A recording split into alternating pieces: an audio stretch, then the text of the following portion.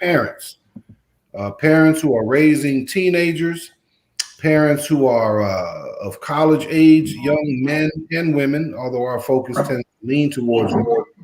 But a lot of these conversations are going to be generalizable and have application. And it's also for young people between the ages of 16 and 22. You guys are finishing up high school, considering college if that's your choice. As we talked about before, it's not the only destination, but it is certainly an option for many. We have extensive background in higher education and want to just kind of share some thoughts as someone that's been through it and people that are currently in the midst of it. And then it's also for our colleagues across the nation who are doing life skills work with this particular age set. So that's kind of what our goal is. We want to be more participatory, meaning if you all have some comments or questions that you all want us to sort of deal with in the immediate, we'd be happy to do that. But let's just keep it in the space of supporting the journey of beautiful young men. So good to see you guys. Gene Boyd, how you doing, brother? Talk to him. I'm doing well. I'm realizing I have some lighting things to address as we continue to move forward.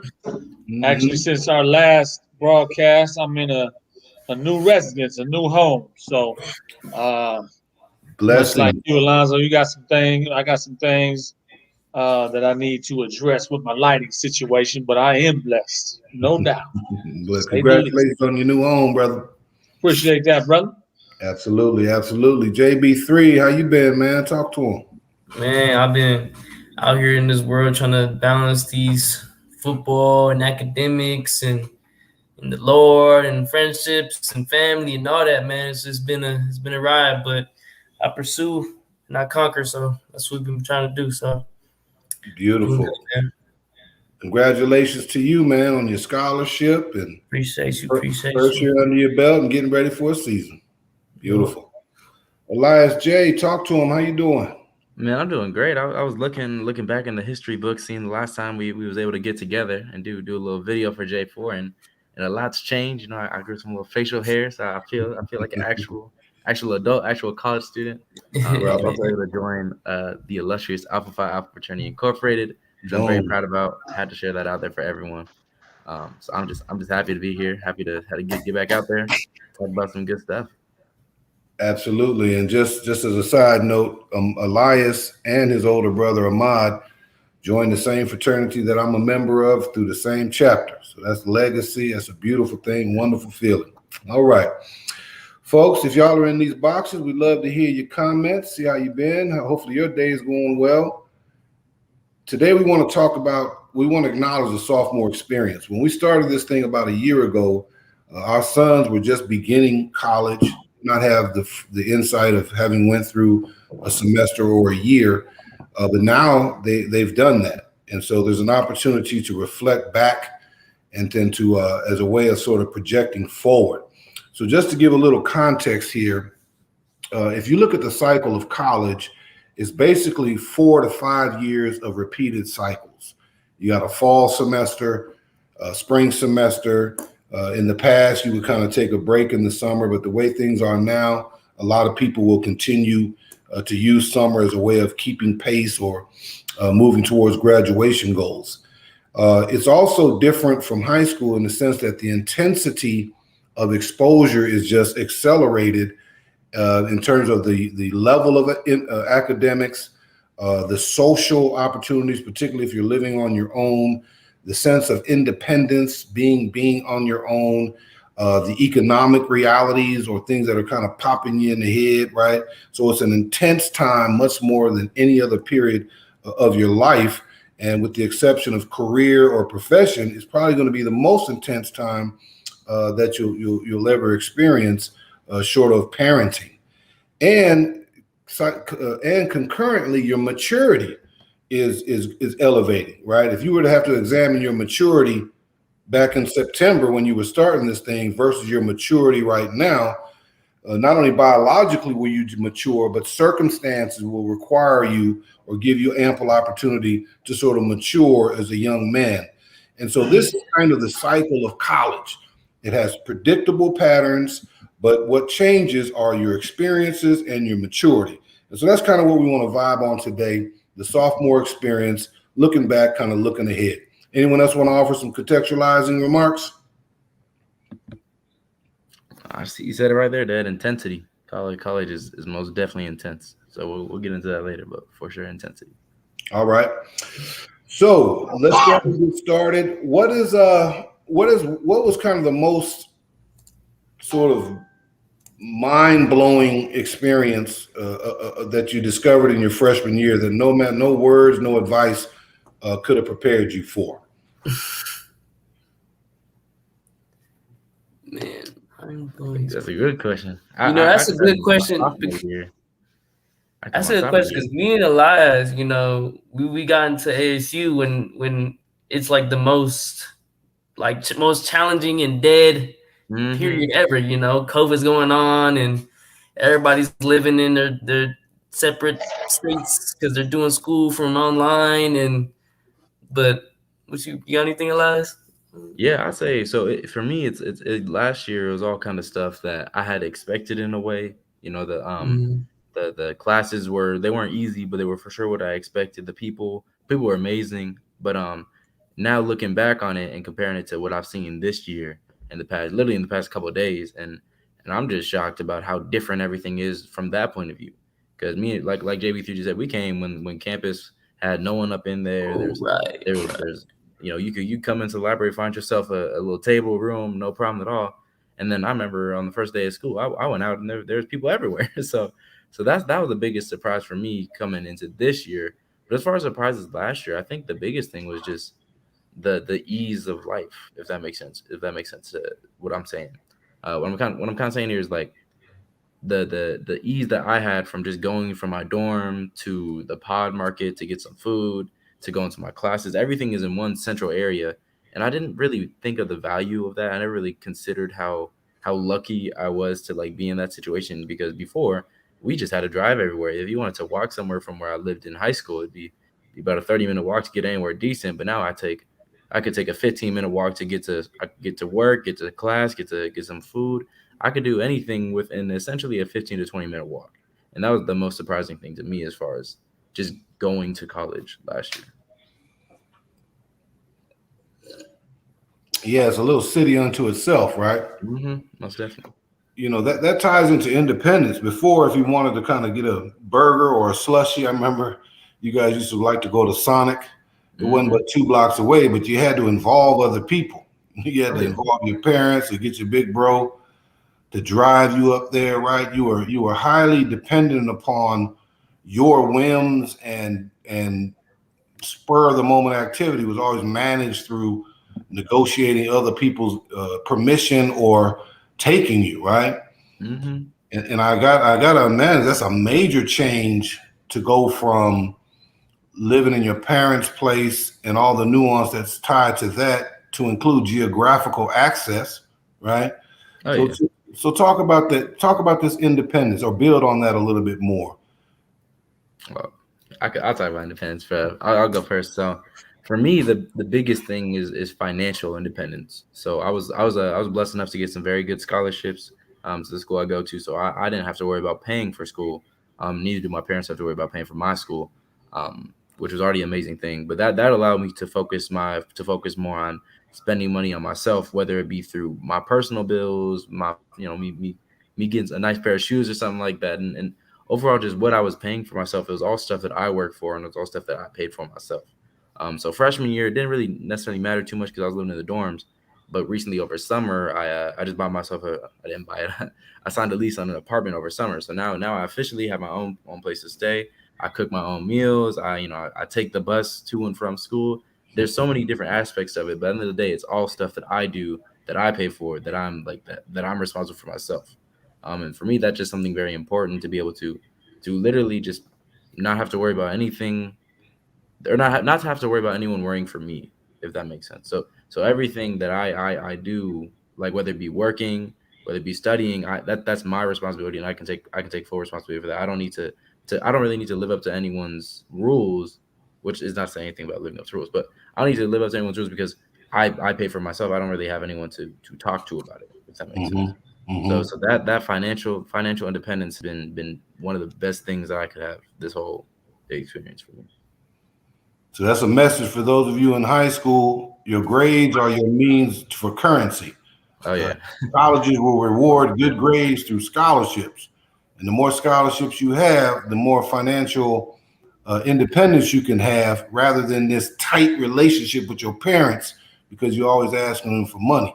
Believe me, not all my kids had the scholarship level as Elias. And so we're in this tension with those who didn't bring as much to the table. Wow. So Elias is I not. want to say something. I want to say something about the independence piece. I feel like before you go into college, you know what I'm saying, you're in high school, you live with your parents, you know what I'm saying, can I get a little bread to get some food, you know what I'm saying, I got the bread, got my little car, if you don't got a car, you know what I'm saying, you my mom's car. I feel like before you get to college, I feel like it's a good thing to like realize and to fully conceptualize like, man, I'm gonna be in my own space, in my dorm or my own apartment, and I have the full responsibility to wake up on time, do my homework, to go to practice or not even practice, go to the club or go to the school or classes, have responsibility for all that. And if I don't do it, you know what I'm saying, nobody's going to come at me for it. You know what I'm saying? It's just going to be, you know, I get the F in the grade or I fail in this or I fail in that. You know what I'm saying? Like nobody's going to come and make sure you're waking up on time. Nobody's texting you or calling you to make sure you're doing it on time. It is your full responsibility to do it yourself. You know what I'm saying? I feel like that's one of the biggest wake up calls. Like, dang, like I just woke up, I just did my homework. I just, you know what I'm saying, went out to clean my cars, went out to do this. Like, man, like I didn't have nobody checking up on me to do that. You know what I'm saying? If it didn't get done, then it just didn't get done. You know what I'm saying? So like, I just feel like that's one of the things that you need to think about before you get to college. Like, man, I got to be on top of it. And if you're not, then you know what I'm saying, you're not gonna be on top of it, and that's just gonna you know, mess up all the stuff that you're trying to get done in college. So. Mm-hmm. Yeah, I can go right off that too. It was for me one of the biggest wake up calls I had was over summer when I was like, okay, it's summer. I ain't doing nothing. I'm gonna work as much as possible. I'm gonna throw some classes in there too. I had a lot on my plate, and no one was like everyone was kind of saying like, okay, Elias, you kind of doing too much, man. I was just telling like, nah, this is what I do. I'm gonna get my money. I'm gonna get my stuff set before the school year, and then I ended up not doing too well in one of my classes, and it was really disappointing, but there's no one there to lecture me. You know, I know like to all my, you know, all the students listening right now, normally like your parents will get on you about something like that. You get it because it was pretty low grade. So normally they get on me, you know, I'd have to, you know, either get grounded, turn on my phone, so, but there's no one there to do that to me. It was just me. And I'm in a situation where I have to literally work. I'm off track. So now I literally have to work ahead of schedule just to get back on track. And it's a lot more work. And there's no one there to necessarily yell at me except for myself, which is a very like weird thing to realize. Where I was talking to my roommate about it. I was like, man, I'm so frustrated with like what just happened. Like I'm upset, but at the end of the day, it was my mistake, and like there's nothing I can do. There's nothing like I can do except for accept it and then learn from it. So definitely, you know, take all the lessons your parents taught you, and when other people tell you something, a lot of other people tell you something, at least consider it. Is what I would say for that. I want to say something for the young people who might be watching and the grown-ups or the parents. You know, when you think about a gradual transition from high school to college, and you know, all of us may have had our different experiences. But so, for example, when I went from high school to college, I went to community college, and I still lived at the house. I think Elias lived at the house for the first semester, right, last year. Right. Yeah. And then when you go from that intermediate space into the next space, I mean, these people are becoming real live adults.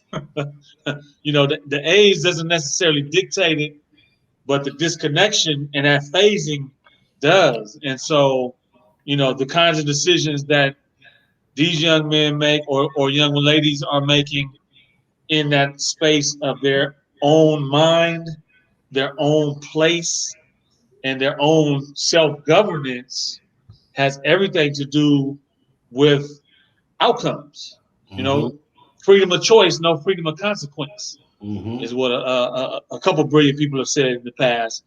But you're looking at two, you know, these guys aren't 21 years old yet, but they're grown men in the sense that they're living in their own space, they're making their own decisions, they're feeling the consequences of their decisions. And sometimes as parents, you know, you don't want to let go. And that could be a whole other session. Is as a parent, how do you let go? Right. Because Gene said that he didn't have somebody over his shoulder. He just happens to go to the school that I work at. I got access to his grades, so I know sometimes some things that are going on before he has told me so. And so you got to find a balance between what's that natural progression and let somebody fall on their face or let somebody experience some hurt versus taking care of it for them, because the world doesn't care. The world that these young men are walking into, not concerned. Not concerned. It's a superficial concern in a lot of fronts. This social media game and how you put up stuff there and get validated and feedback and all this kind of stuff back and forth is a facade. Yeah. And it's moving fast. The world is moving fast, and it doesn't care about whether or not you're getting up on time, getting your assignments done, falling behind or not. Doesn't care. Yeah, that's mad truth from all y'all. Not only does the world not care, it can't care, because the world, if you break it down by individual, they're trying to manage their life, right? And depending on how they manage these formidable years, 18, 19, 20, 21, their life may be in chaos, right? And so they're trying to manage their world. Now, the people that do care about you are your nuclear family, your parents, your people, right? That's your network. But those are also your teachers. They're your first teachers. And to Gene's point, and to folks listening in, sometimes the best lesson is to not help, right? That way you all can have your own moment when you evaluate, I handled my business, or man, my business handled me. The more times you can say, I handled my business, all of a sudden you get more confident, and you begin to realize whatever comes to me, I can handle it because I've handled it before. If you got a parent that's denying you your opportunity to handle your business, they're coddling, they're coming in too quick, they're solving your problem for you, they struggle with your struggle, they could be undercutting your desire, your need to become a grown human being. Because grown man land is not an age. Grown man land is not a birthday. Simply going from 20 to 21 because the clock strikes midnight is not an indicator of your grown manness. Woo! Gene, talk to him. Your grown manness is an outcome of you having trials and tribulations, dusting yourself off and realizing that I can handle my business. My business does not handle me. Parents, you gotta teach this lesson to your children. And the way you teach it is to get the hell out of their way so that they can stumble, fall, get up, and have all of the beautiful currency and confidence that comes from that trial and tribulation. Because when they're 40,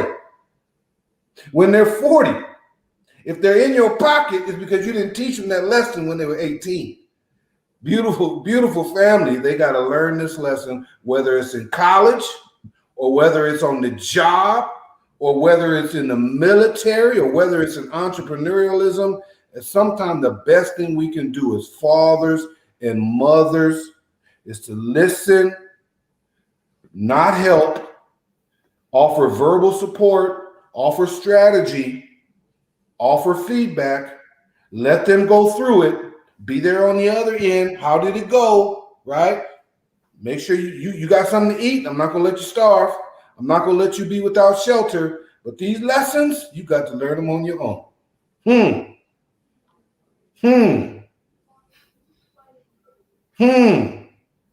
I can put that in young person language, because I know my dad gets way up here sometimes. Yeah. But essentially, some L's you just got to take, whether you like it or not. Some L's you just got to take. Yep. Dr. Went, one of our biggest ambassadors, she said it's hard not to help. That's a parental instinct, especially, mothers, not to genderize this thing, that's their role, right? They want to help. They want to be nurturants, but sometimes they got to get out of the way. And parents, if y'all talk this thing out, right? One of y'all wants to nurture, one of y'all wants to jump in too quick. The other voice, right? Listen to each other. Sometimes the best thing we can do for the baby is to leave them alone. Absolutely.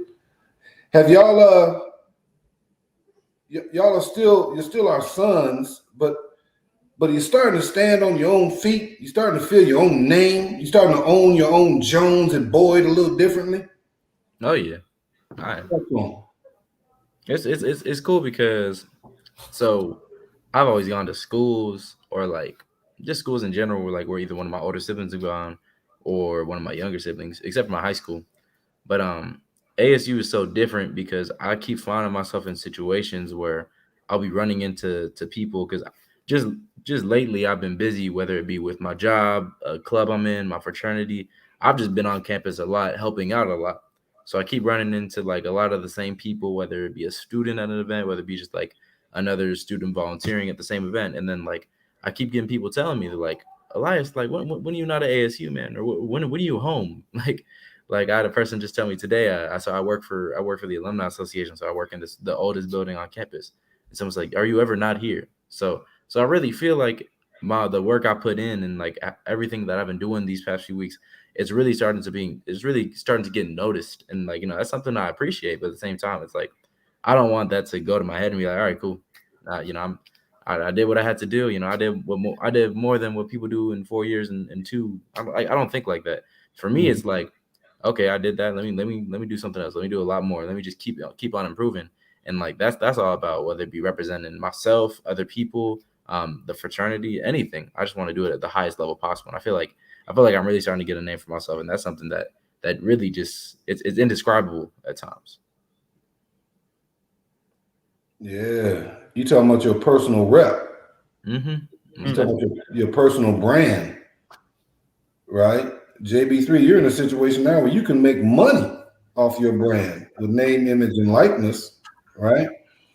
You talked about always being there. I know both y'all are always in ASU, but I think that's a good lesson, right? Your room ought to be rarely seen.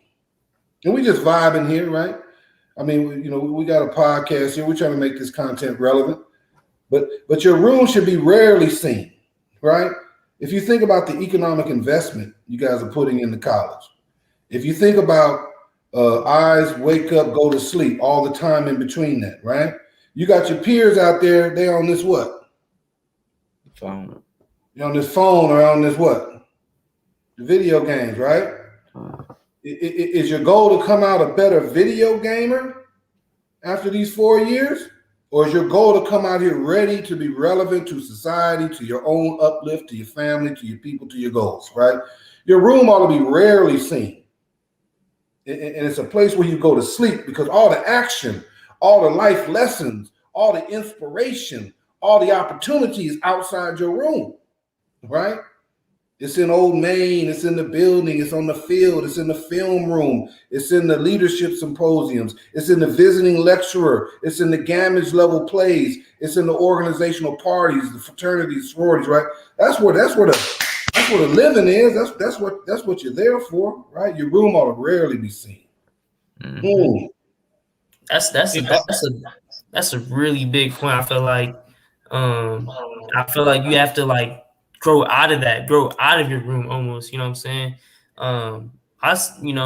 Back when I was in high school, I did everything in my room. Homework, schoolwork. You know what I'm saying? Games, everything. You know what I'm saying?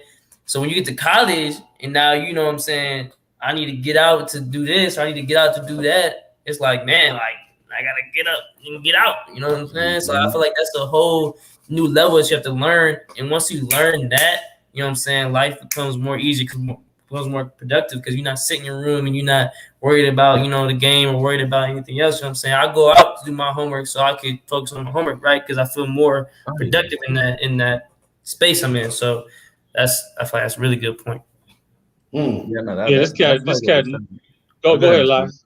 I was gonna say real quick, that's a great point JB3 made. Like, get out your room, especially for college students. Like watching, like, be in your room to have to play your game, go to sleep, watch TV. That's perfect, but don't study in your room because when you study in there, when you play the games in there, your mind, you're setting it. That's the place to play games. You can't study in the place that's to play games. And I didn't realize that all high school. I didn't realize that until I had easy access to all these different facilities. And now my grades are better than they were in high school. I'm taking classes way harder. So definitely get spaces for each thing you're doing, if that makes sense. So scientifically, you shouldn't play games and watch TV in your bedroom either, because that blue light it symbolizes the light time and the morning time, and your brain gets a little bit confused with what you're supposed to do. That's why a lot of young people have trouble sleeping these days, due to the phones and everything and the games and all that kind of stuff. So, Elias, I would take it a step further.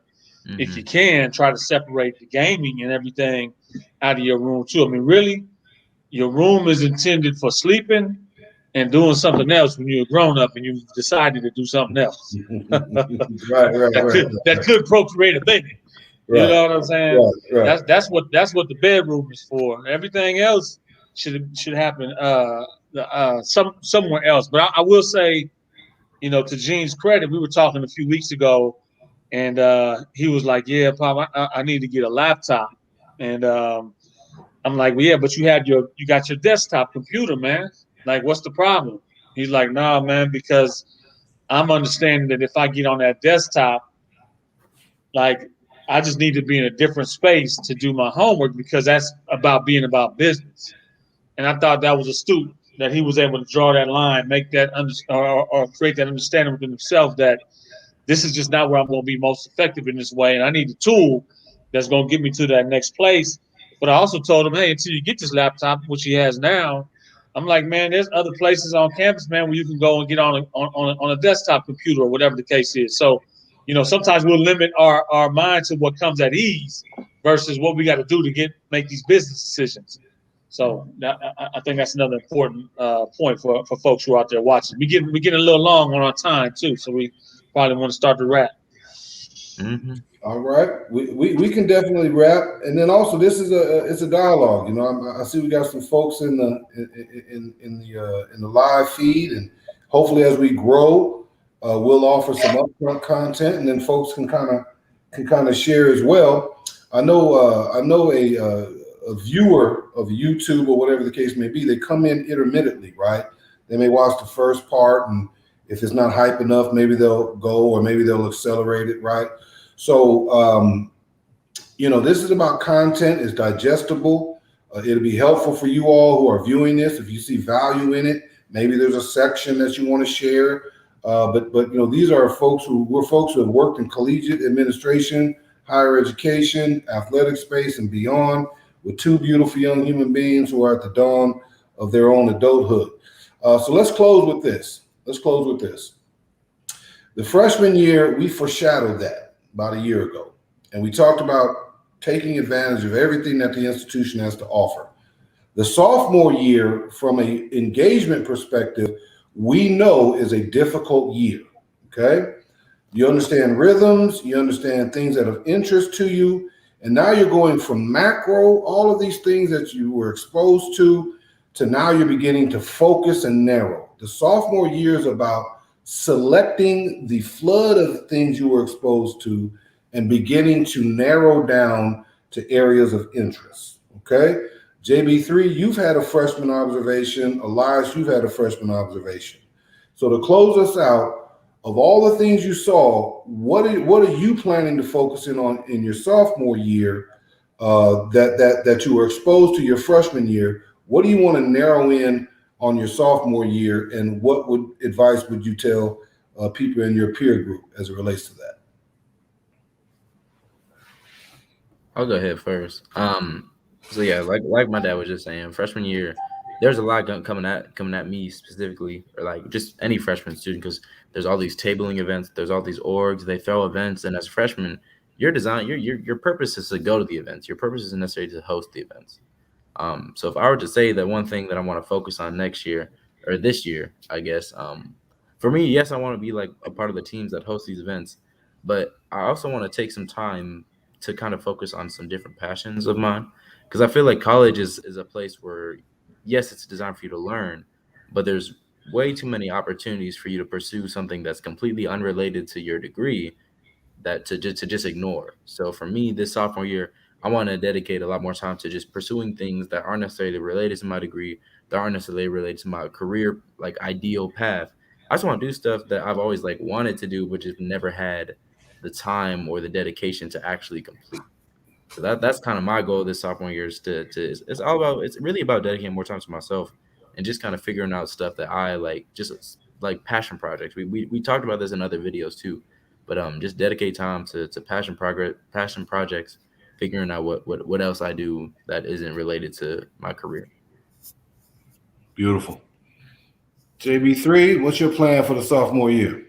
My pop knows about this one largely, but I think one of my biggest plans that I was like I came up right in my mind just speaking about it is like just being more relentless when it comes to communicating and like put myself out there in a way where I'm making connections to people that will not only help me in the future, but will, if I communicate to them and you know make that connection, I can make a network where in a way it will help me and help them, and you know what I'm saying, you know, build myself up in a way. And I feel like I really need to tune in on that because all my life I've been, you know, in the little tight high school space, and then I've been, you know, just it's just been me, moms, and you know, I haven't had to do none of that.